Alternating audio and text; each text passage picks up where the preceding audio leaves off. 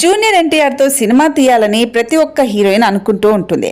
అయితే కీర్తి సురేష్ మాత్రం junior NTR recent blockbuster movie అని రిజెక్ట్ చేసిందట. మరి ఆ మూవీని ఎందుకు రిజెక్ట్ చేసిందో చూద్దాం. ఒకవైపు స్టార్ హీరోల సినిమాల్లో నటిస్తూనే మరోవైపు లేడీ ఓరియంటెడ్ సినిమాలతో బిజీగా ఉంటుంది మహానటి. అయితే ప్రస్తుతం ఈ ముద్దుగుమ దక్షిణాది సినిమాలతో పాటు బాలీవుడ్ సినిమాల్లోనూ వరుసగా ఆఫర్లను దక్కించుకుంటుంది.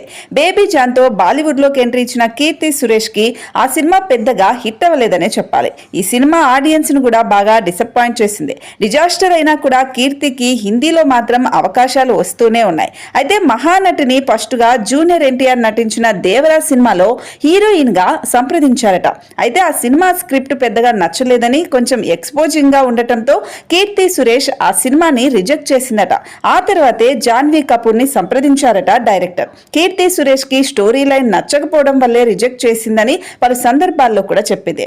అయితే జూనియర్ ఎన్టీఆర్ కి ఫేవరెట్ హీరోయిన్ ఎవరు అంటే ఖచ్చితంగా తను ఎన్నో సందర్భాల్లో కీర్తి సురేష్ అనే చెప్పారు. అయితే ఇలా దేవరాజ్ సినిమాని రిజెక్ట్ చేయడం, ఒకవేళ కీర్తి సురేష్ నటించి ఉంటే ఎలా ఉండేదో కామెంట్ చేయండి.